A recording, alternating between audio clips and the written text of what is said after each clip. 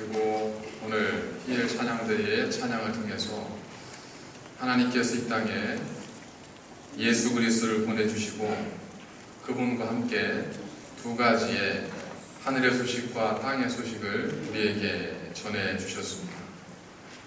오늘 본문에 전하고 있는 두 가지의 소식은 하늘에서는 하나님께 큰 영광이라는 말씀입니다.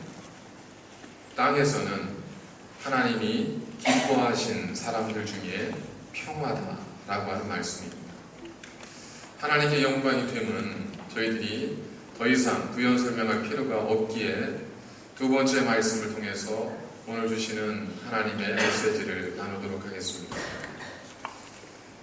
우리는 성탄절이 모든 사람에게 평화가 되고 성탄이 모든 사람에게 기쁨이 되고 아기 예수님의 오심의 소식이 모든 사람들에게 은혜가 되기를 바라고 기대하지만 천사를 통해서 우리에게 전해주신 하나님의 말씀은 모두에게 아기 예수님의 오신 소식이 기쁜 소식, 평화의 소식이 되지는 않을 것이다 라는 말씀입니다. 높은 곳에서는 하나님께 영광이지만 땅에서는 하나님이 기뻐하신 사람들 중에 평화가 될 것이다 라고 말씀하셨습니다. 그러니까 전제가 뭐죠? 하나님이 기뻐하신 사람, 이 사람들 가운데 예수님의 오신 소식은 평화의 소식이 될 거다라는 것. 먼저 평화를 살펴보도록 하겠습니다. 당시에 팍스 로마나라는 것이 있었습니다. 그것은 로마의 평화. 로마의 평화는 황제의 엄청난 힘 앞에서 모든 사람들이 하고 싶은 이야기 못하고 자기 소리 못 내밀면서 그렇게 잠잠했던 평화였었습니다. 고요한 것 같고 조용한 것 같고 모든 시대가 평안한 것 같았지만 그 속에는 가난한 자들의, 약한 자들의 울부짖음이 표면으로 올라오지 못한 채 수면 아래서 그렇게 요동치고 있었습니다. 그러한 그 시대의 사람들에게 하나님께서는 예수의 소식이 너에게 평화가 될 것이다 라고 말씀하셨습니다. 그럼 하나님께서 말씀하시는 평화는 무엇이겠는가? 사도행전을 보면 베드로가 유대인들에게 잡혀서 이제 감옥에 갇혀서 내일이면 죽을 날을 받아놓고 있습니다. 그런데 내일이면 사형에 처하게 될 이 베드로가 그 감옥 안에서 그날 밤, 죽기 전날 밤 뭘 했냐면 그가 간수들의 틈에서 잔이라 그랬습니다. 간수들의 틈 속에서 그들의 엄청난 정말 힘 앞에서도 이 베드로는 잠을 잘 수 있었습니다. 여러분, 잠을 잔다는 것은 쉬운 일이 아닙니다. 우리 고3 이제 시험도 다 끝났는데 고3 학생들이 시험을 앞두고 잠을 잔다는 건 굉장한 의미를 전하는 거잖아요. 그렇죠? 첫 번째, 본인에게는 이게 무슨 뜻일까요? 여유가 있다는 뜻이든지 포기했다는 뜻이든지 아니면 너무 스트레스 때문에 잠을 자야겠다는 뜻이든지 여러 가지 메시지가 있는 거죠. 하지만 포기한 친구가 자는 잠이라 할지라도 평온한 잠이 될 수 있을까요? 아니죠. 평온한 것처럼 보이지만 아이들이 자는 것처럼 보이지만 그 아이들의 마음속에는 요동치고 있는 소용돌이가 있습니다. 그러나 베드로는 그 감옥에서 내일 죽을 줄 모르는 그 상황에서도 편안하게 잠을 잤습니다. 그 이유는 그의 마음속에 주님이 계셨고 하나님이 계셨기 때문에 그렇습니다. 바울과 신라가 옥에 갇혔습니다. 그들이 옥에 갇혀서 감옥에서 했던 일은 하나님 앞에 찬양과 기도하는 일이었습니다. 결코 정상적이라고 보이지 않는 이 행동을 할 수 있었던 그 이유는 그들 안에 예수님의 주시는 평화가 있었기 때문에 그렇습니다. 내가 너에게 평안을 주노니 내가 주는 평안은 세상이 주는 것과 같지 않다라고 말씀하신 그 평화, 소용돌이를 치는 그 속에서도 주님으로 인해서 넉넉함을 가질 수 있는 그 평화.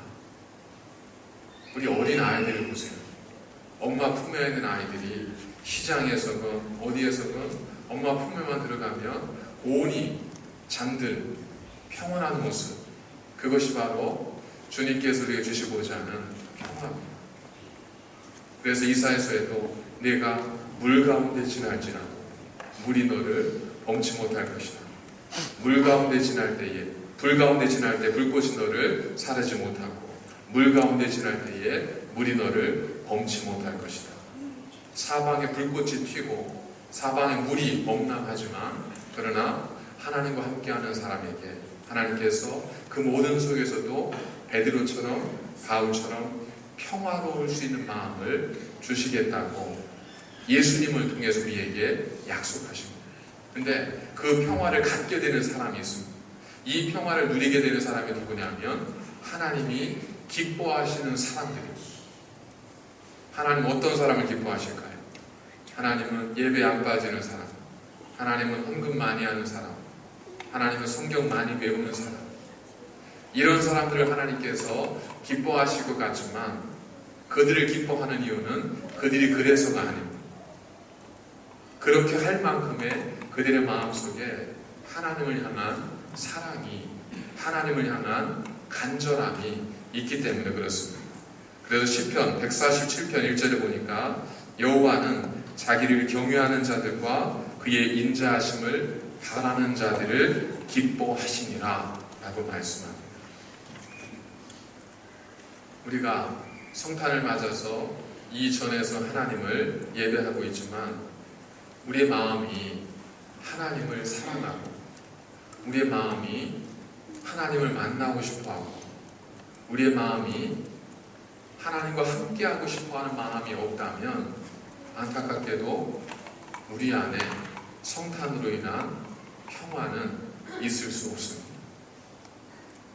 그러나 아직까지 해결되지 않은 문제가 산적해 있어도 여전히 건강이 좋지 못해도 여전히 해야 할 일이 산더미처럼 쌓여 있어도 예수님의 오신 이날 예수님을 통해서 하나님을 만나기 원하고 하나님을 사랑하고 하나님을 섬기겠다고 고백하는 모든 이들에게 하나님은 평화를 주시겠다고 약속하셨습니다. 우리가 이 자리에서 얻어야 하는 것은 선물이 아니라 우리가 이 자리에서 얻어야 하는 것은 어떤 예배를 드렸다는 만족이 아니라 예배 가운데 함께 하시고 예배하는 자의 마음을 받으셔서 그 마음에 평화를 주시는 하나님의 참된 평화, 그 평화를 우리가 얻을 수 있다면 오늘 예배는 세상 무엇과 바꿀 수 없는 소중한 예배고 오늘 이 시간은 하나님께서 우리와 동행하시는 가장 복된 천사들이 그토록 외치고 찬양했던 지극히 높은 곳에서는 하나님께 영광이요 땅에서는 하나님이 기뻐하신 사람들 중에 평화로다 라고 하는 그 말씀이 이루어지는 그러한 거룩한 날이 될 수 있을 것입니다.